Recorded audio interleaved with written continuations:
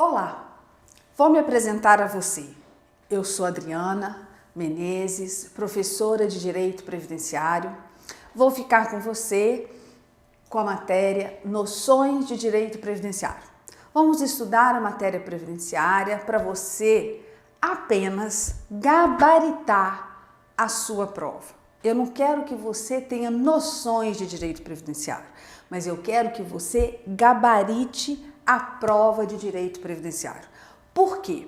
Porque o seu objetivo é passar no concurso, é ser aprovado no seu concurso. E o nosso objetivo é tornar esse caminho mais leve possível, mais fácil possível. Então, como que nós vamos trabalhar? Eu aconselho, eu sugiro a você ter, durante as nossas aulas, ao lado, a Constituição Federal. A banca que você vai enfrentar, ela tem uma grande preferência, e em especial para concursos de nível médio, né, trazer os dispositivos da Constituição, das leis que ela traz no seu edital. Então, para você tem que estar muito atento ao dispositivo da Constituição, as pegadinhas que ali estão e também ter um entendimento, porque muitas vezes não vem a literalidade, mas vem um entendimento, ainda que de forma objetiva, vem um entendimento.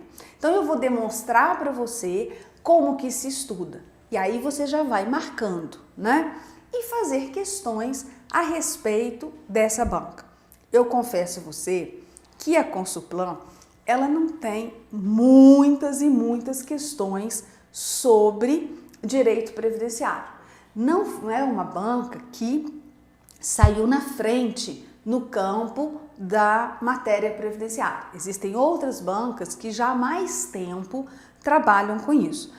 Mas pelas questões, pelos concursos que ela já vem fazendo, ela demonstra, como eu disse, a preferência pelos dispositivos de lei e da Constituição.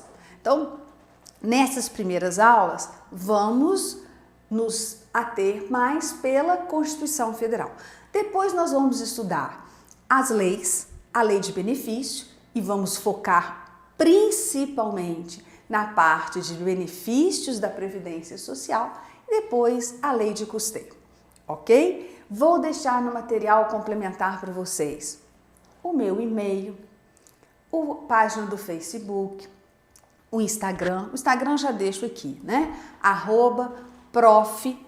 Adriana Menezes, para você nos acompanhar nas dicas que nós postamos, para você ficar sempre atento. Então, ora a gente posta questões, ora a gente posta lembretes sobre a matéria, né? Então, você está sempre revivendo, vivendo a matéria previdenciária, ok? Então, vamos começar a falar sobre Seguridade Social.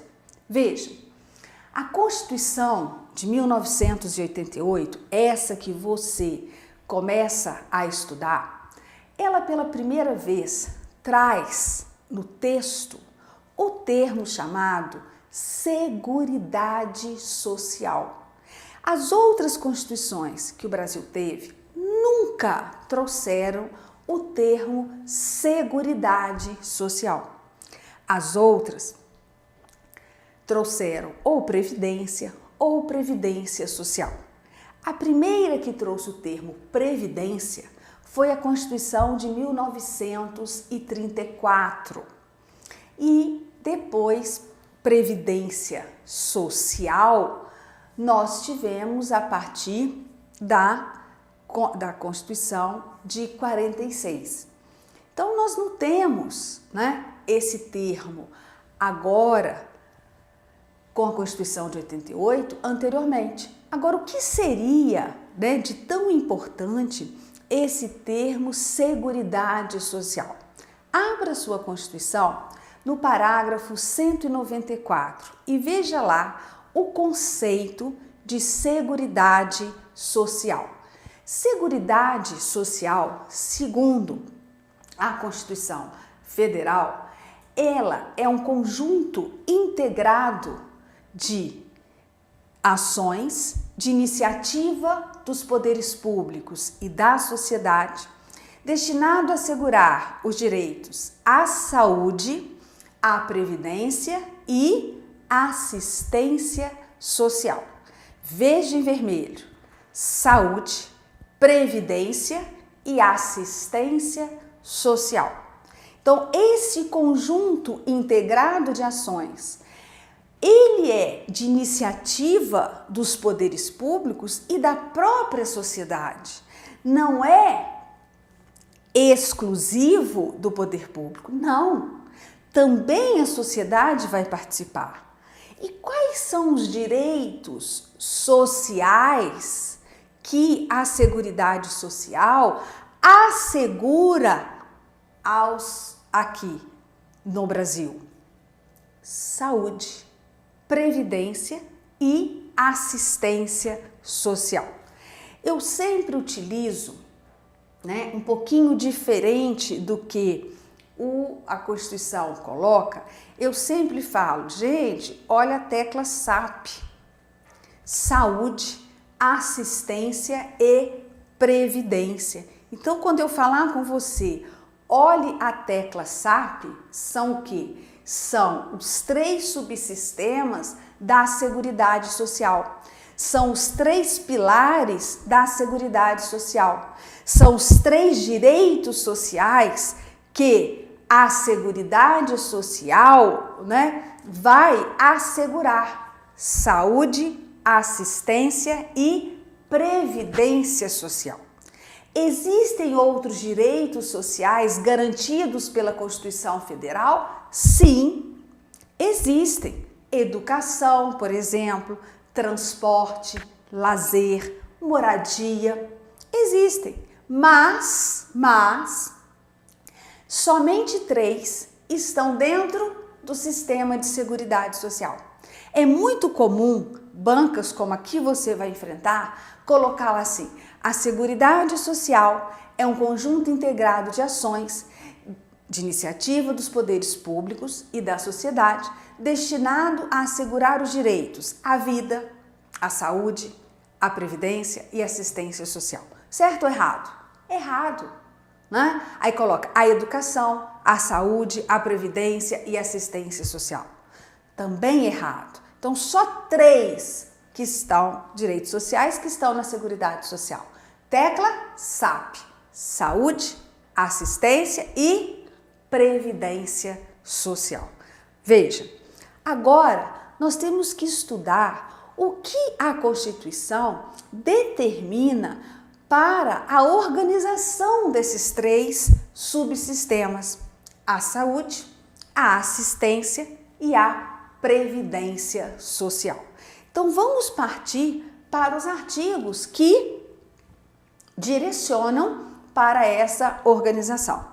E vamos começar, logicamente, seguindo a nossa tecla SAP em relação à saúde. Veja, a saúde, nós vamos estudá-la na Constituição pelos artigos 196 ao 200. Como é um curso para técnico, eu fiz questão de transcrever a maioria dos artigos, tá? Professora, a senhora vai ficar lendo artigos para nós? Em termos constitucionais, sim. Se você verificar o nosso curso para analista, você não vê essa sistemática de aula, O curso de analista, eu já parto do princípio que a pessoa já é bacharel em direito, já tem experiência, formação jurídica, e ela sabe, tem um conhecimento maior de lidar com a Constituição e com as leis. Como é um concurso para nível médio, eu vou encontrar alunos bacharéis em direito, mas eu vou encontrar alunos bacharéis em outras áreas de formação, mas vou encontrar alunos de nível médio, e todos eles capazes de serem aprovados no concurso. Então, para isso, a minha didática nesse curso, ela é um pouco diferente, tem que ser em relação ao curso preparatório para o concurso de analista. Então, eu, particularmente, tenho receio de ficar lendo artigo, mas como a sua banca gosta, pede, requer, eu tive que mudar um pouco a estrutura das nossas aulas, tá? Então, vamos verificar quase que todos os artigos da Constituição. Então, veja, no artigo 196, lá está: a saúde é um direito de todos e dever do Estado, garantido mediante políticas sociais e econômicas que visem a redução do risco de doença e de outros agravos e ao acesso universal e igualitário às ações e serviços para sua promoção, proteção e recuperação. Veja, a saúde é um direito de todos e dever do Estado.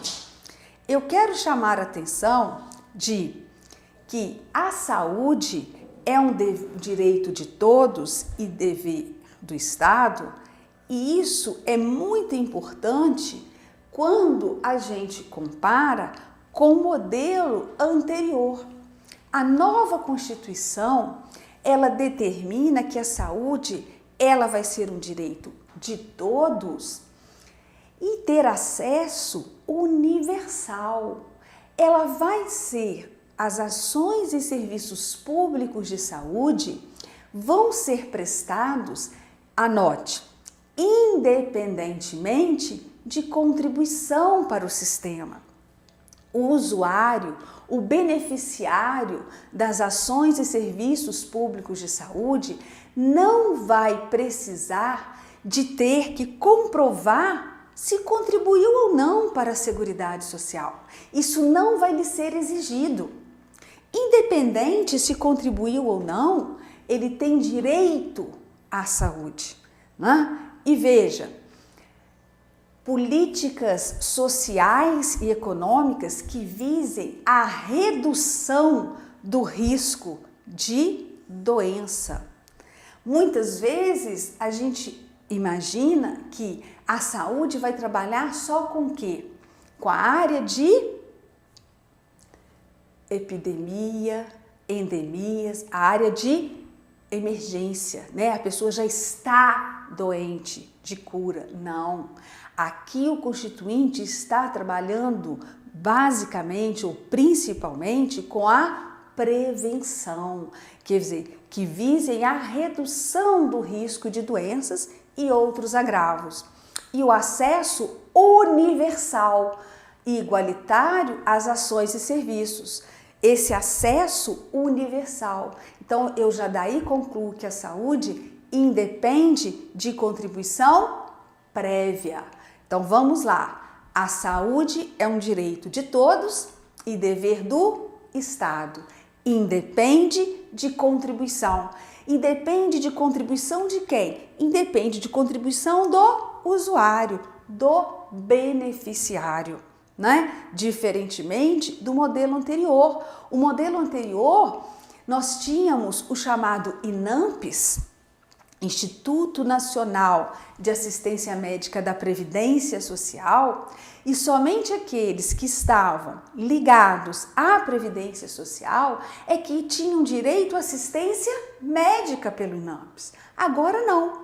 Como que vai ser organizada essa saúde? Veja, são de relevância pública as ações e serviços de saúde, cabendo ao poder público dispor, nos termos da lei, sobre a sua regulamentação, fiscalização e controle, devendo sua execução ser feita diretamente ou através de terceiros e também por pessoa física ou jurídica de direito privado. Então, cabe ao poder público, isso está na mão dele, regular, fiscalizar e controlar o que? As ações e serviços públicos de saúde, nos termos da lei. Então, a lei é que vai, né, falar como que ele vai dispor sobre essa regulamentação, essa fiscalização e esse controle. Agora, e a execução dessas ações e serviços? Vai ser feita diretamente pelo poder público ou através de terceiros e também por pessoa física ou jurídica de direito privado. Agora, essas ações, e aí que isso aí você tem que guardar bem, essas ações e serviços públicos de saúde, elas integrarão uma rede regionalizada, hierarquizada e constituindo um sistema único.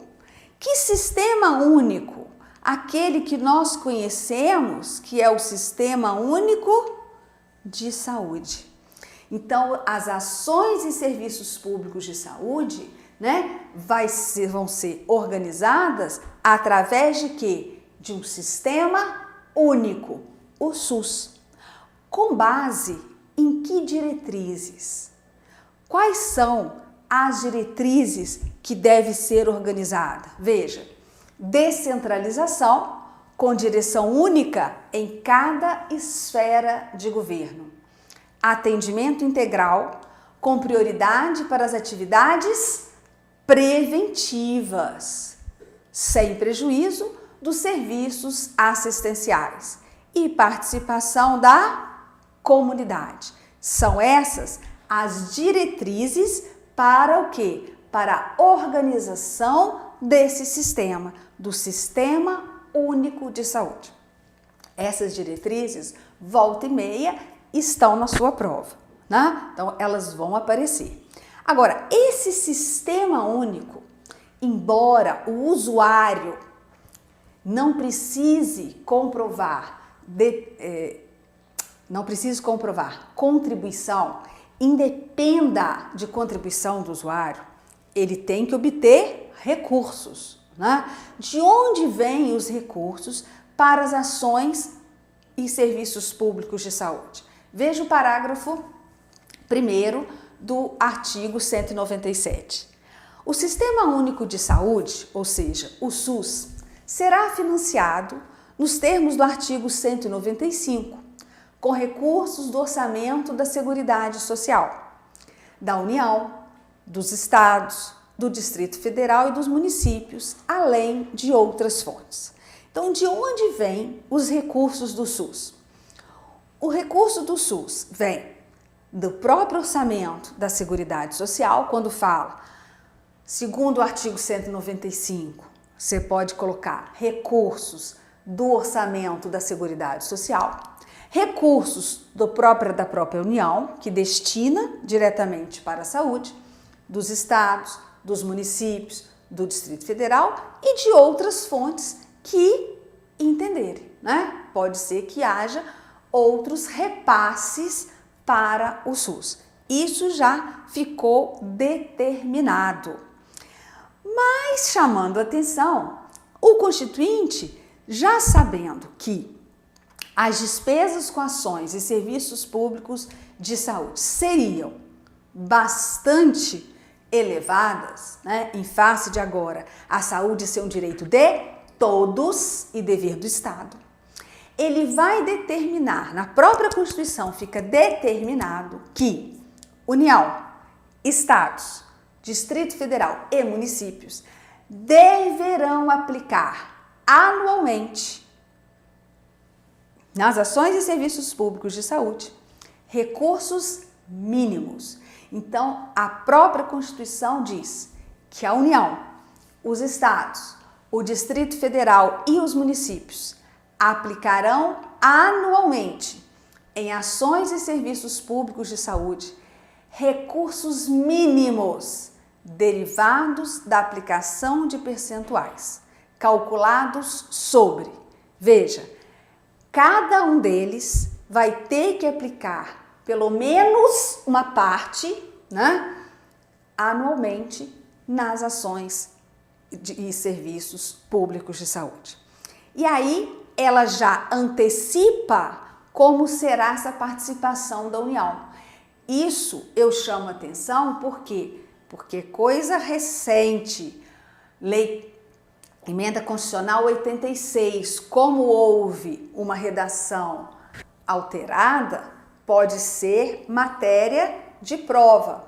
Veja, no caso da União, sobre a receita corrente líquida do respectivo exercício financeiro, não podendo ser inferior a 15%. Então, o que a Constituição falou? Olha, União, pelo menos, no mínimo, 15% da sua receita corrente líquida deve ser aplicada anualmente nas ações e serviços públicos de saúde. Isso é novo do ano passado, tá? Agora, em relação aos estados, DF e municípios, já deixou para a lei complementar. Veja, no caso dos estados e do Distrito Federal, vai ser sobre o produto da arrecadação dos impostos a que se refere o artigo 155 e dos recursos de que trata os artigos 157 e 159, inciso 1, a linha A e inciso 2, deduzidas as parcelas que forem transferidas aos respectivos municípios. Na verdade, aqui vai ser aplicado sobre os impostos que eles têm e mais o repasse que eles recebem da União, dos impostos da União, mas tirando o que eles passam para os municípios. Em relação aos municípios e também o DF, vai ser sobre o produto dos seus impostos, então ISS, IPTU, ITBI, mais o que eles recebem tanto da União quanto dos estados. Então, os recursos mínimos vão ser aplicados sobre essa receita. Agora, você vê que a Constituição não colocou quantos por cento, ou pelo menos X%, como coloca para a União. O que aconteceu? Ela deixou para que a lei complementar fixasse esses percentuais. Então, veja, os percentuais que os estados, o DF e os municípios devem aplicar sobre aquela receita tributária, né, os seus impostos e também os repasses de impostos que eles recebem, vão ser fixados por quem? Por lei complementar. E essa lei complementar, ela deve ser reavaliada a cada 5 anos. Isso aí você tem que saber. Então, para os estados, os municípios e o DF, esse percentual mínimo recai sobre a sua receita tributária. Porém, o percentual não está na Constituição, o percentual é fixado por lei complementar, tá? Então, eu tenho um Sistema Único de Saúde, onde ele vai ser financiado pelo orçamento da Seguridade Social, pelos orçamentos da União, dos estados, do DF, dos municípios, além de outras fontes. Mas a Constituição já determina que eles devem aplicar anualmente um percentual mínimo, né, nas ações e serviços públicos de saúde. Em relação à União, pelo menos 15% sobre a sua receita corrente líquida do respectivo exercício financeiro. E em relação aos estados, DF e municípios, esses percentuais que recairão sobre a arrecadação tributária vão ser fixados por lei complementar, não é? Sim. No caso do SUS, é bom chamar a atenção do parágrafo 4º. Diz que os gestores locais do Sistema Único de Saúde poderão admitir agentes comunitários de saúde e agentes de combate às endemias por meio de processo seletivo público, de acordo com a natureza e complexidade de suas atribuições e requisitos específicos para a sua atuação. Viu? Processo seletivo público, não falou concurso público, falou processo seletivo público. Então, pode ser que eles sejam contratados por um processo mais simples. E a lei federal disporá sobre o regime jurídico e a regulamentação dessas atividades. De quem? Do agente comunitário de saúde e do agente de combate às endemias. Então, aqui tem a organização. E aí a Constituição também adianta. Poxa, se nós estamos falando de onde vêm os recursos do SUS, como que ele deve ser organizado, quais são as diretrizes, a Constituição traz quais são as competências do SUS. O artigo 200, ele traz o que compete ao SUS, o que cabe a ele. Veja, ao Sistema Único de Saúde compete, além de outras atribuições nos termos da lei, controlar e fiscalizar procedimentos, produtos e substâncias de interesse para a saúde e participar da produção de medicamentos, equipamentos imunobiológicos, hemoderivados e outros insumos. Executar as ações de vigilância sanitária e epidemiológica, bem como as de saúde do trabalhador. Muitas vezes aparece isso aqui e a pessoa fica com medo, né? SUS com saúde do trabalhador. Certo, ações de saúde do trabalhador. Ordenar a formação na área de saúde, de recursos humanos na área de saúde. Participar da formulação da política e da execução das ações de saneamento básico. Também é competência do SUS. Incrementar em sua área de atuação o desenvolvimento científico e tecnológico e a inovação. Isso aqui também é mais novo no texto constitucional. Fiscalizar e inspecionar alimentos, compreendido o controle de seu teor nutricional, bem como bebidas e águas para consumo humano. Participar do controle e fiscalização da produção, transporte, guarda e utilização de substâncias e produtos psicoativos, tóxicos e radioativos. Colaborar na proteção do meio ambiente, nele compreendido o do trabalho. Cuidado, se vier, compete ao SUS colaborar com o meio ambiente do trabalho, está certo. Colaborar com a proteção do meio ambiente do trabalho está correto, né? Mas fala assim, meio ambiente, o que tem a ver o SUS com o meio ambiente? Está correto, a Constituição colocou. Então, presta atenção, porque muitas vezes a gente lembra de SUS só com o quê? Doença, né? Prevenção de doença ou mesmo atendimento. E não é só isso. E aí o que o examinador faz? Vai pegar competências que normalmente você não está acostumado. Tá? Isso aí acontece muito. Veja, o SUS é que vai prestar essas ações e serviços públicos de saúde.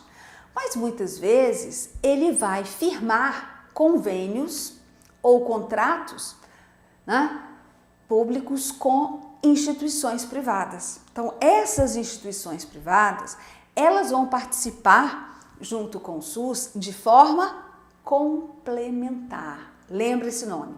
De forma complementar. Sendo que a preferência para firmar esses convênios com o SUS é dada para as entidades beneficentes e as sem fins lucrativos. Veja, as instituições privadas poderão participar de forma complementar do SUS, segundo diretrizes deste, mediante contrato de direito público ou convênio, tendo preferência às entidades filantrópicas e às sem fins lucrativos. Preferência, não é que seja vedado, né, firmar convênios com entidades com fins lucrativos. Não. A preferência é que tem que ser dada para aquelas sem finalidade lucrativa, para as entidades filantrópicas, certo? Tá? Então, às vezes, o examinador pode te perguntar, olha, não é permitido firmar convênios com entidades privadas. Falso. Veja aí o artigo 199, parágrafo 1º. Assistência à saúde é livre à iniciativa privada. As instituições privadas poderão participar de forma complementar do Sistema Único de Saúde, segundo diretrizes deste, mediante contrato de direito público ou convênio. Aí vem, tendo preferência as entidades filantrópicas e as sem fins lucrativos. Então é preferência, não é exclusividade, tá ok? Próxima aula, a gente continua mais um pouquinho com a saúde e depois passa para outro subsistema, que é o da assistência social. Até lá, te aguardo.